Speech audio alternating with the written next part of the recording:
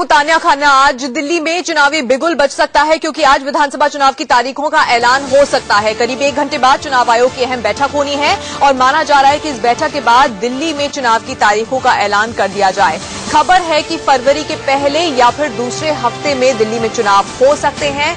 चुनाव आयोग की अहम बैठक 11 बजे शुरू हो जाएगी। तो 11 बजे चुनाव आयोग की बैठक होगी और इस बैठक के बाद दिल्ली में चुनाव का ऐलान आज मुमकिन है। इसी पर बातचीत करने के लिए एक बड़ा पैनल इस वक्त हमारे साथ जुड़ा हुआ है। स्टूडियो में वरिष्ठ पत्रकार अनुज गुप्ता, प्रदीप सिंह, विनोद अग्निहोत्री भी हमारे साथ जुड़ेंगे कुछ ही देर में। राज बिहारी जी भी हमारे साथ हैं और दिल्ली बीजेपी की प्रवक्ता दीपिका शर्मा इस वक्त हमारे साथ जुड़ी हुई हैं।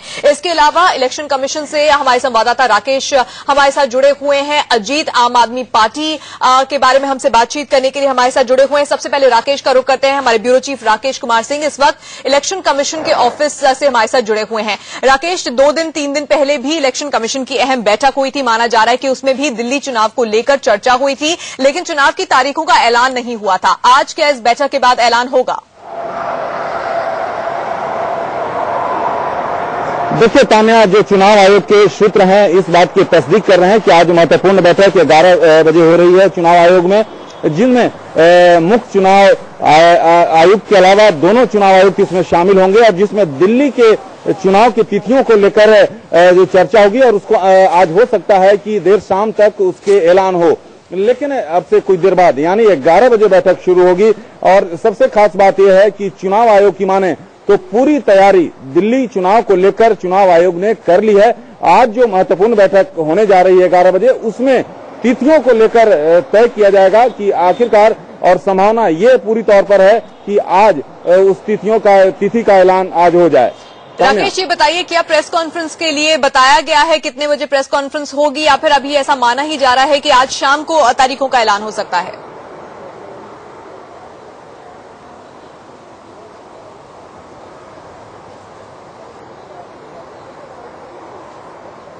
चलिए राकेश के पास वापस लौटेंगे। प्रदीप जी, दिल्ली में चुनावी सरगर्मियां बढ़ी हुई हैं। पिछले कई दिनों से हम इस पर लगातार चर्चा भी स्टूडियो में कर रहे हैं, लेकिन आज अगर चुनाव की तारीखों का ऐलान हो जाता है तो इसके बाद सरगर्मियां और ज्यादा बढ़ जाएंगी। दिल्ली चुनाव के लिए इस वक्त अहम मुकाबला किस किस पार्टी के बीच आपको नजर आ रहा है? क्या कांग्रेस इस लड़ाई में कहीं नजर आ रही है इस वक्त, या फिर सीधा मुकाबला बीजेपी और आम आदमी पार्टी के बीच है? तान्या, पहले तो आज की बैठक पर छोटी सी बात कहना चाहूंगा। ये जो चुनाव आयोग की फुल फ्लेज्ड मीटिंग हो रही है, शायद वीएस संपत की अध्यक्षता में आखिरी बैठक होगी। 15 तारीख को वो रिटायर हो रहे हैं मुख्य चुनाव आयुक्त के पद से। दूसरी बात कि आम आदमी पार्टी ने वोटर लिस्ट को लेकर कुछ एतराज किए थे। कल चुनाव आयोग ने उनसे कहा है कि उसको एड्रेस किया जा रहा है। तो सब निर्भर करेगा कि कितना समय लगता है। तो ये तो चुनाव की तारीखों को लेकर। तीसरी चीज जो आपने सवाल पूछा कांग्रेस को लेकर, देखिए पिछले चुनाव में और इस चुनाव में एक बुनियादी अंतर यह है कि पिछले चुनाव में कांग्रेस केंद्र में थी। सबके हमले का केंद्र जो है, चाहे आम आदमी पार्टी हो या बीजेपी हो, कांग्रेस पार्टी थी। आज कांग्रेस पार्टी उस तरह से कहीं केंद्र में क्या, हाशिए पर भी मुश्किल से नजर आ रही है। पार्टी के नेतृत्व ने खुद ही मान लिया है कि ये पहली बार होगा 60, 65, 67 साल में जब कांग्रेस दिल्ली में सत्ता के लिए चुनाव नहीं लड़ रही है। उस दौड़ में वो शामिल ही नहीं है। तो उसकी लड़ाई ज्यादा से ज्यादा दूसरे नंबर पर आने की हो सकती है। तो असली लड़ाई आम आदमी पार्टी और भारतीय जनता पार्टी में है। अगर इस बारे में कोई भी शक था तो प्रधानमंत्री की 10 तारीख की रैली से बिल्कुल स्पष्ट हो गया कि लड़ाई बीजेपी और आम आदमी पार्टी में है। दोनों पार्टियां भी चाहती हैं कि जनता में, मतदाता में ये मैसेज भी जाए कि असली लड़ाई इन्हीं दोनों के बीच में है। किसी तीसरी पार्टी को या किसी और पक्ष को अगर आप वोट देते हैं तो आप एक तरह से वोट खराब करेंगे आप। और क्योंकि इस चुनाव में देखिए ये नहीं तय करना है मतदाता को कि जो सत्ता में है उसको रखना है या हटाना है। इस चुनाव में पॉजिटिव वोटिंग होनी है, उनको तय करना है किसे सत्ता में लाना है। तो जिसे सत्ता में लाना है उसके पक्ष में जो वोट पड़ेगा उसको लेकर दोनों पार्टियां आशान्वित हैं। आम आदमी पार्टी का दावा है कि हमने अपने अनुभव से सीखा है, हमारी स्थिति बेहतर हुई है। बीजेपी का कहना है कि अब एक तरह से दो ध्रुवी हो गया है चुनाव और हमारी केंद्र में सरकार बन गई है, 4 राज्यों में जीत चुके हैं, इसलिए हमारी स्थिति और बेहतर हुई है। प्रधानमंत्री का चेहरा सामने करके चुनाव में जा रहे हैं। तो दोनों पार्टियों के दावे हैं, लेकिन ये निश्चित है कि दिल्ली का ये चुनाव आम आदमी पार्टी और भारतीय जनता पार्टी के बीच हो रहा है। बिल्कुल। अनुज जी, ये बताइए कि दिल्ली की जनता अब चुनी हुई सरकार चाहती है, 1 साल से राष्ट्रपति शासन लगा हुआ है, अब दिल्ली की जनता चाहती है कि वो खुद चुने, अपनी सरकार बनाए और दिल्ली में भी एक सरकार हो और जिसके ऊपर वो बोल सके, जिससे वो कह सके कि हम ये काम नहीं हो रहा है या ये काम होना चाहिए, तमाम चीजें। लेकिन 1 साल में सियासी समीकरण कितना बदला है दिल्ली का? बहुत अधिक बदला है। जैसे कि प्रदीप जी ने कहा, साल भर पहले केंद्र और प्रदेश दोनों की सत्ता कांग्रेस के पास थी और जो सभी पार्टियां थी, भाजपा हो या आम आदमी पार्टी, उसके निशाने पर वो केंद्र में होती थी। केजरीवाल साहब मुख्यमंत्री बनते हैं, फिर गद्दी छोड़कर चले जाते हैं और केंद्र में नरेंद्र मोदी की भाजपा मजबूत सरकार आती है। इस कारण से इस 1 साल में समीकरण इतने अधिक बदल गए हैं कि कोई भी पार्टी शायद अभी ये अंदाज नहीं लगा पाएगी कि कौन सा क्षेत्र, कौन सा वर्ग किस पार्टी के लिए वोट करने वाला है। जैसे कि अभी 2-3 दिन पहले आपके यहां से एक सर्वेक्षण दिखाया गया था, 43% लोग बीजेपी को, 42% लोग आम आदमी पार्टी को वोट कर सकते हैं। यानी वो एक कांटे का चुनाव हो सकता है, ये दिख रहा था। और उसमें गरीब तबका आम आदमी पार्टी की तरफ और थोड़ा मध्यम वर्ग और अमीर तबका भाजपा की ओर झुकता हुआ दिख रहा था। मजे की बात ये देखिए कि भाजपा कोशिश कर रही है कि गरीब तबका उसकी ओर आए, जिसके लिए ई रिक्शा और जो अनधिकृत कॉलोनियों को नियमित करने का मामला था। और परसों प्रधानमंत्री जी ने जो सबके लिए घर का सपना जो दिखाया है, वो एक बात है जी। दूसरी ओर आम आदमी पार्टी इस मध्यम वर्ग को अपनी ओर खींचने की कोशिश कर रही है। प्रधानमंत्री जी ने उस दिन सरकारी कर्मचारियों पर विशेष ध्यान देते हुए इन अफवाहों का खंडन किया कि रिटायरमेंट की एज 60 से घटाकर 58 नहीं की जाएगी, जबकि संसद में एक प्रश्न के जवाब में जो कार्मिक मंत्री हैं वो इस बारे में कह चुके थे। उसके बावजूद प्रधानमंत्री को ये कहना पड़ा, क्योंकि दिल्ली में सरकारी कर्मचारियों की बहुत बड़ी संख्या है। और उसी शाम आपने देखा कि अरविंद केजरीवाल साहब जब अपनी प्रेस कॉन्फ्रेंस कर रहे थे तो नहीं ये प्रधानमंत्री ने गलत कहा है, भाजपा यही करने वाली है, ऐसा वो साबित करने की कोशिश कर रहे थे। और एक दूसरा वर्ग व्यापारियों का वर्ग है, जो बीजेपी का बेस वोट माना जाता रहा है। पिछले विधानसभा चुनाव में वो थोड़ा कुछ केजरीवाल साहब के साथ चला गया और बाकी भाजपा के साथ रहा था। लोकसभा में वो भाजपा के पास आया और इस समय जब केजरीवाल साहब पिछले हफ्ते बोले कि मैं बनिया हूं, जानता हूं, तो वो उस वर्ग को, यानी जो बीजेपी का बेस वोट है, उसको आकर्षित करने की कोशिश कर रहे थे। तो ये मजेदार है क्योंकि दोनों पार्टियां, प्रमुख पार्टियां जो सत्ता के लिए लड़ रही हैं, वो एक दूसरे के वोट खींचने की कोशिश कर रही हैं। बिल्कुल। चलिए, इस वक्त दिल्ली बीजेपी ऑफिस से संजय शर्मा हमारे संवाददाता हमारे साथ जुड़ गए हैं। संजय, बीजेपी ये बखूबी जानती होगी कि इस वक्त दिल्ली में उसे कड़ी टक्कर मिल रही है आम आदमी पार्टी से, क्योंकि इंडिया न्यूज के ताजा सर्वे में भी हमने 3 दिन पहले अपने दर्शकों को दिखाया था कि 43% लोग अगर बीजेपी को वोट करने की बात करें तो 42% लोग बात कर रहे हैं आम आदमी पार्टी को भी वोट करने के लिए, यानी कि कांटे की टक्कर इस वक्त उसे आम आदमी पार्टी से मिल रही है। क्या यही वजह है कि शनिवार को पीएम की जो रैली थी, जिसमें दिल्ली का चुनावी बिगुल फूका गया, उसमें पूरी ताकत झोंक दी गई? हर तरह के जो दिल्ली के मुद्दे हैं, वो बिजली का मुद्दा हो, पानी का मुद्दा हो, घर का मुद्दा हो, वो तमाम मुद्दों पर जिक्र किया गया और पूरी ताकत झोंककर उस रैली को सफल बनाने की कोशिश की गई।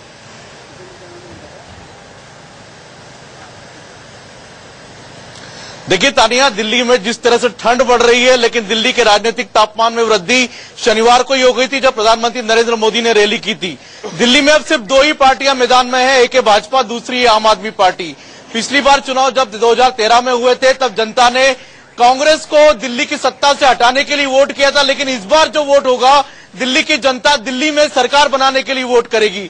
हमारे साथ कुछ बीजेपी के ही नेता हैं, यहाँ पर कार्यकर्ता हैं, हम उन्हीं से पूछते हैं सीधे कि दिल्ली में उनकी टक्कर किससे है और क्या संभावना है। सर, यहाँ पर दिल्ली में आपकी सीधी टक्कर किन लोगों से? हमारी टक्कर भारतीय जनता पार्टी की किसी से नहीं है, भारतीय जनता पार्टी का कोई मुकाबला नहीं है। हाँ, थोड़ा सा लालच पब्लिक को देकर जो केजरीवाल गुमराह कर रहा है, वो पब्लिक समझ गई है कि हाँ, दिल्ली में जो है ना, जो अस्थायी और स्थिर सरकार दे सकते हैं वही दिल्ली का विकास कर सकते हैं। केजरीवाल के झांसे में पब्लिक आने वाली नहीं है। भारतीय जनता पार्टी 60 का आंकड़ा पार करके जाएगी और पूर्ण बहुमत के साथ सरकार बनाएगी। जैसे बीजेपी दी बल्ले बल्ले, बाकी सब दी थल्ले थल्ले। आपको क्या लगता है कि आपके पास केजरीवाल के मुकाबले का एक भी चेहरा है? बीजेपी के पास सीधी टक्कर आपकी आम आदमी पार्टी से होने जा रही है? नहीं जी, आम आदमी पार्टी से हमारी कोई टक्कर नहीं है और हमारे पास जो भी हैं बहुत सारे कैंडिडेट हैं, ऐसा कुछ नहीं है। चलिए संजय, आपके पास हम वापस लौटेंगे और इस बड़े पैनल के साथ में आपने अच्छा प्रदर्शन किया, प्रधानमंत्री के पूरी दुनिया इस वक्त गुण गा रही है, लेकिन जब दिल्ली की बात आती है तो बहुत कड़ी टक्कर आपको एक पार्टी, एक ऐसी पार्टी जो कहती है कि हम साधारण लोग हैं, हम जुटकर एक पार्टी बना रहे हैं, देश में बदलाव लाना चाहते हैं, उनकी सच्चाई जो भी हो वो दुनिया के सामने है, लेकिन फिर भी आपकी पार्टी को कड़ी टक्कर दे रही है। तान्या, मैं समझती हूँ कि कहीं कोई कड़ी टक्कर नहीं है। एक राजनीतिक पार्टी जो भ्रष्टाचार के मुद्दे पे और एक देश के बहुत कदावर, एक बहुत बड़े, मैं कहती हूँ हमारे देश की धरोहर है अन्ना हजारे, उनके कंधे पे आके आप एक राजनीतिक पार्टी बनाते हैं और 1 साल के भीतर आप जनता को बरगला के और इतने झूठ बोल के आप पावर में आ जाते हैं। तान्या, मैं आपको याद दिलाना चाहूंगी कि भारतीय जनता पार्टी 1980 में बनी थी। हमको 34 साल लग गए लोकसभा में पूर्ण मेजोरिटी को प्राप्त करने में। एक पॉलिटिकल पार्टी की कोई आइडियोलॉजी होती है, कोई संगठन होता है, ऑर्गेनाइजेशन विजन होती है। तो यहाँ पे एक नई राजनीतिक पार्टी आई, उसने बहुत नौटंकियां की, झूठे वादे किए और उसकी जो 49 दिन की सरकार है। कमाल की बात तो ये है तान्या कि जो अरविंद केजरीवाल शुंगलू कमेटी की रिपोर्ट जब वो कैनवैसिंग कर रहे थे और गली गली नुक्कड़ नुक्कड़ में घूम रहे थे, तो वो यही बोल रहे थे कि जी सत्ता में आते ही 2 दिन के भीतर मैं माननीय शीला दीक्षित जी को और राजकुमार चौहान को, और उनकी एक पूरी फेयरनेस थी कि उनको 2 दिन के भीतर मैं जेल में डाल दूंगा। और जेल में तो डालना बहुत दूर की बात है, उसी भ्रष्टाचारी कांग्रेस के साथ इन्होंने समर्थन लेके सरकार बनाई और सरकार 49 दिनों में दिल्ली का हाल जो बुरा हुआ, जो नौटंकियां देश ने देखी, और दिल्ली भारत की राजधानी है। देखिए, दिल्ली में सरकार बनाना कोई बच्चों का खेल नहीं है, कोई नौटंकी नहीं है, कोई थिएटर नहीं है। उस बात को माना जाए कि आपने 49 दिन की सरकार बनाई, आप भाग खड़े हुए, आपने वादे जो किए आपने वो वादे पूरे नहीं किए। दीपिका जी का कहना है पार्टी का कोई विजन नहीं है, तमाम तरह के आरोप उन पर लग चुके हैं, वो बेनकाब हो चुकी है। ये सब चीजें मान भी ले, लेकिन फिर भी कड़ी टक्कर तो दे रही है ना राजबिहारी जी बीजेपी को इस वक्त आम आदमी पार्टी। इस बार जो चुनाव में सीधी टक्कर कांग्रेस टक्कर में बिल्कुल नहीं होगी। इस बार सीधी टक्कर बीजेपी की आम आदमी पार्टी से है। दूसरी बात इसमें यह भी है कि पिछली बार जो जनता में भ्रम था कांग्रेस को लेके, वो चीजें जो पिछली बार कुछ वोट कांग्रेस को गए थे, वो इस बार हो सकता है आम आदमी पार्टी को पड़े, क्योंकि वो जो कांग्रेस के जो वोट बीजेपी के खिलाफ गए थे वो वोट बीजेपी को तो आएंगे नहीं। लेकिन दूसरी बात, सबसे बड़ी बात है कि पिछली बार भी बीजेपी ने जो गलतियां की थी, जो 4 सीट पीछे रह गई थी बीजेपी, लगता है वो फिर गलतियां दोहराने वाली है। क्योंकि होता क्या है कि आप जैसे 2003 का चुनाव देखिए, बहुत अच्छी हवा होती है बीजेपी की, लेकिन जिस दिन टिकटों का बंटवारा होता है, जिस दिन टिकटों की घोषणा होती है, उसी दिन बीजेपी एकदम ग्राफ में नीचे आ जाती है। यही हालत 2008 में होती है। 2008 में डॉक्टर हर्षवर्धन प्रदेश अध्यक्ष होते हैं, अचानक लाके प्रोफेसर विजय कुमार मल्होत्रा को मुख्यमंत्री का उम्मीदवार घोषित कर देते हैं, और जब टिकटों की घोषणा होती है तो पार्टी का ग्राफ एकदम नीचे आ जाता है। दूसरी बात, इसी तरह 2013 में देखें, पार्टी की बहुत अच्छी हवा थी। यह अलग बात है कि केजरीवाल 2 साल पहले पार्टी बनाते हैं, एक आंदोलन के जरिए जनता में छाने की कोशिश करते हैं, और लेकिन जो कांग्रेस थी, क्योंकि कांग्रेस प्रदेश में भी थी, कांग्रेस केंद्र में भी थी, तो जो कांग्रेस का था, अब आप देखेंगे 5-6 जो सीटें जहां मुस्लिम कांग्रेस के उम्मीदवार जीते हैं, अगर आप जाके देखें वहां पर, तो वहां आजकल आम आदमी पार्टी की हवा चल रही है। मुसलमान मतदाता पूरी तरह आम आदमी पार्टी के साथ है। इसी तरह हम जहां पर दलित बस्तियां हैं, जहां पर स्लम वोटर हैं, उनमें भी ऐसा नहीं है, आम आदमी पार्टी का करंट खत्म नहीं हो रहा है। क्योंकि बीजेपी की अपनी कुछ कमजोरियां होती हैं। बीजेपी, ये अलग बात कि ठीक है, बीजेपी ने लोकसभा चुनाव नरेंद्र मोदी के नाम पर जीता, लेकिन जब विधानसभा चुनाव होगा तो नरेंद्र मोदी, ठीक है, नरेंद्र मोदी की टक्कर है, क्योंकि जब आप देख रहे हैं कि कांग्रेस से राहुल गांधी, बीजेपी से नरेंद्र मोदी और आम आदमी पार्टी से केजरीवाल का, तीनों का मुकाबला दिखाया जा रहा है। निश्चित रूप से इसमें हो सकता है कि नरेंद्र मोदी भारी पड़े। ठीक है, चलिए, इस वक्त कांग्रेस ऑफिस से हमारे संवाददाता मिथिलेश हमारे साथ जुड़े हुए हैं। मिथिलेश, यहाँ तो खुद ही कांग्रेसियों को भरोसा नहीं रहा कि उनकी पार्टी कुछ कर पाएगी दिल्ली की। अगर हम बात करें, किरण वालिया ने तो चुनाव लड़ने से इनकार कर दिया है, क्योंकि पिछली बार मालवीय नगर से उन्हें हार मिली थी, इस बार वो लड़ना नहीं चाहती हार के डर से।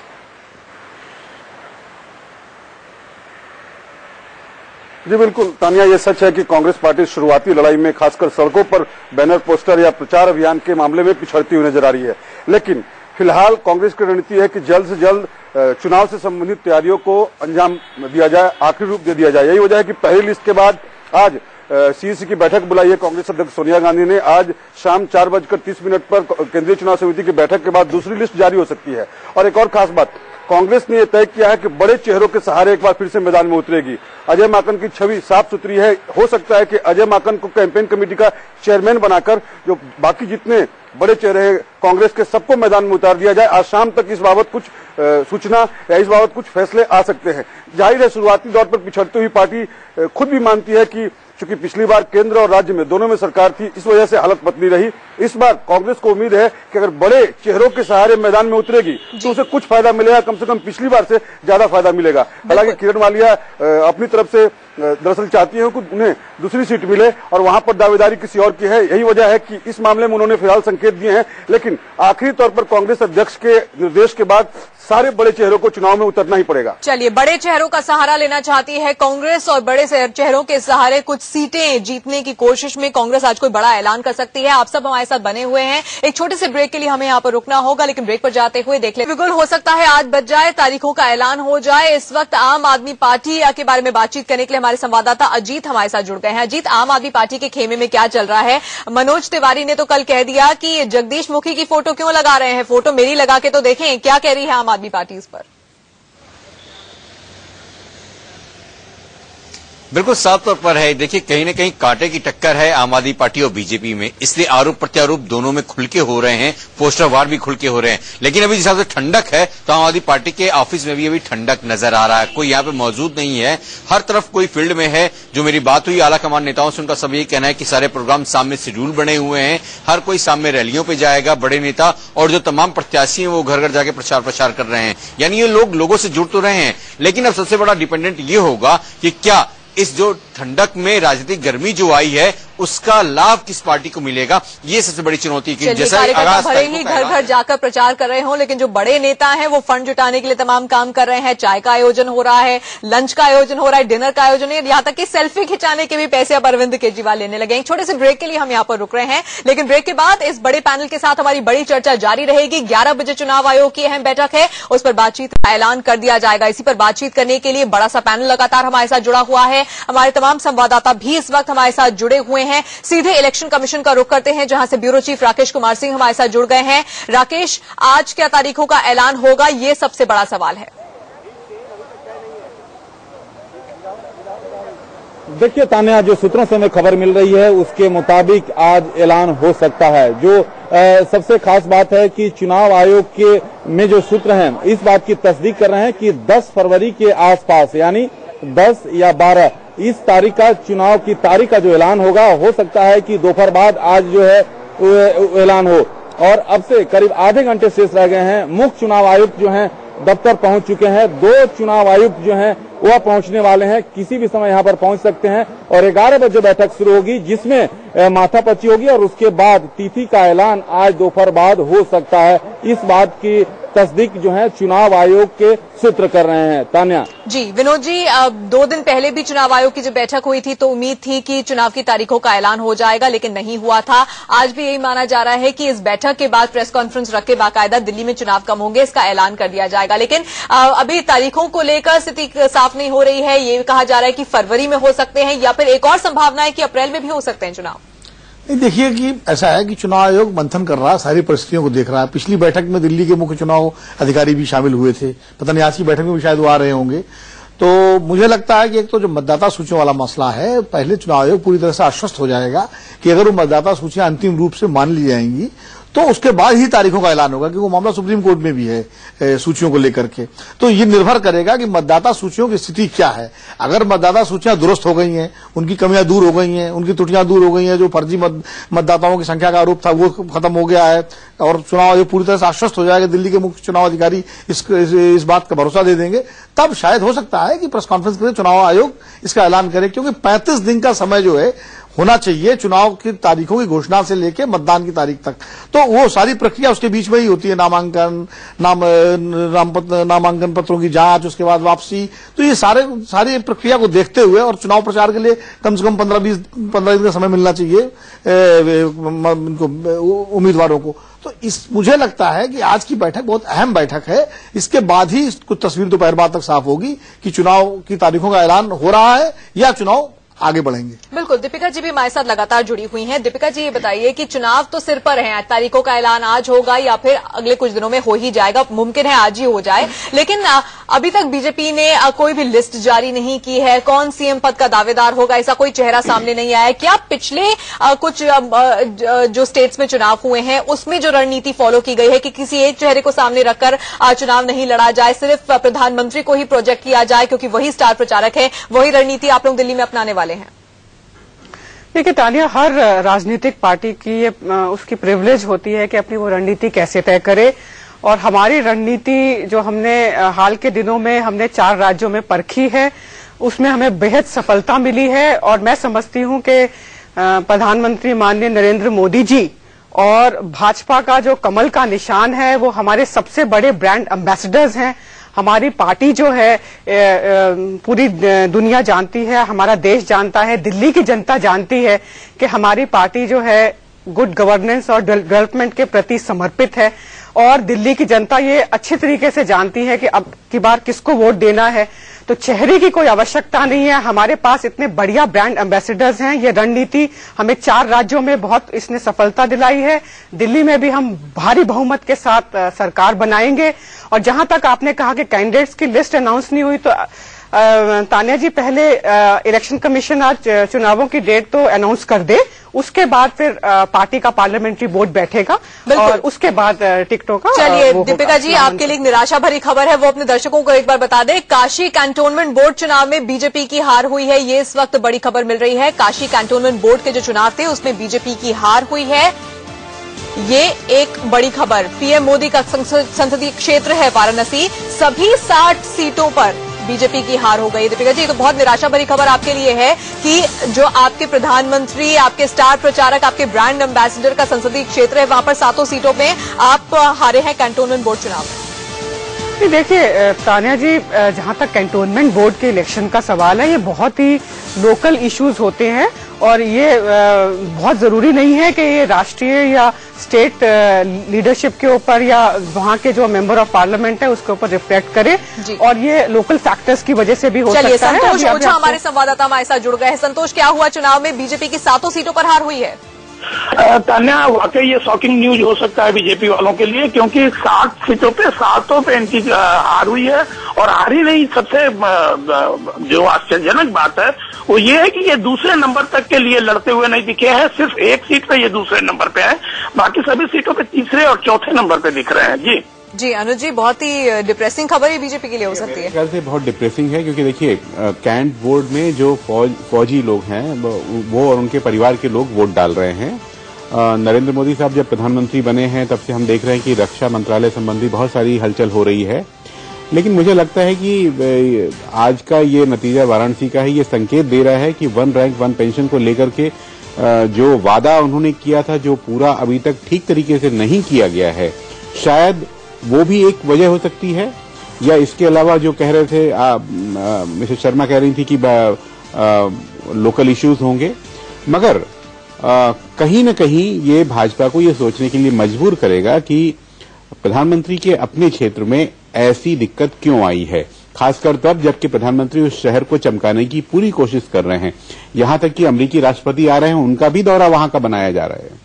जी, संजय भी हमारे साथ इस वक्त बीजेपी ऑफिस से हमारे साथ जुड़े हुए हैं। संजय, बीजेपी के लिए ये एक बड़ा झटका इस लिहाज से है क्योंकि वाराणसी प्रधानमंत्री का संसदीय क्षेत्र है, वहां पर लगातार जाते रहे हैं और वहां के लोगों से जुड़ने की कोशिश करते रहे हैं। भले ही ये कैंटोनमेंट बोर्ड के चुनाव हो, लेकिन 7 सीटों पर हारना, और जैसा कि संतोष बता रहे हैं कि सिर्फ एक सीट पर दूसरे नंबर पर रहे, दूसरे नंबर की लड़ाई में भी नहीं थे, ये झटका तो है ही।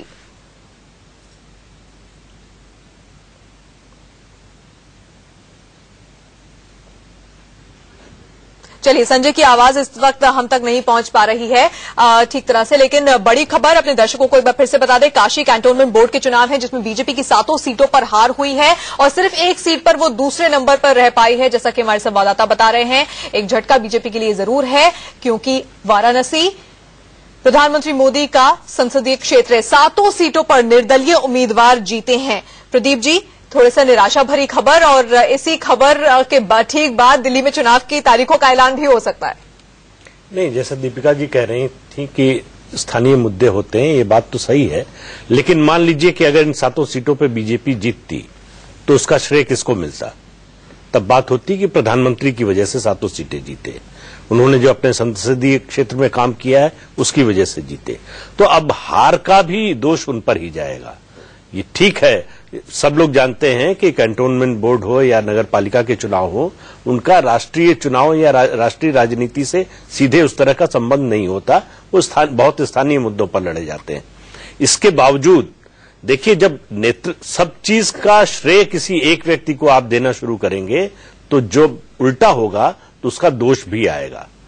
तो ये सेंट्रलाइज्ड पॉलिटिक्स की एक विडंबना है कि आप जब तक जीत रहे हैं, जब तक आपको कामयाबी मिल रही है, तब तक एक व्यक्ति को श्रेय मिल रहा है, लेकिन जब हार का सिलसिला शुरू होगा, वो छोटी हो बड़ी हो, छोटी जगह पे हो बड़ी जगह पे हो, उसका दोष भी जाएगा। तो ये विपक्ष के लिए, भारतीय जनता पार्टी के जितने विरोधी दल हैं, उनके लिए एक बड़ा मुद्दा बन गया है कि प्रधानमंत्री के अपने चुनाव क्षेत्र में वो कैंटोनमेंट बोर्ड में बीजेपी दूसरे क्या तीसरे चौथे नंबर पर आ रही है। बिल्कुल, चलिए, इस खबर पर भी हम बने हुए हैं और आगे दिल्ली चुनाव पर भी हमारी बड़ी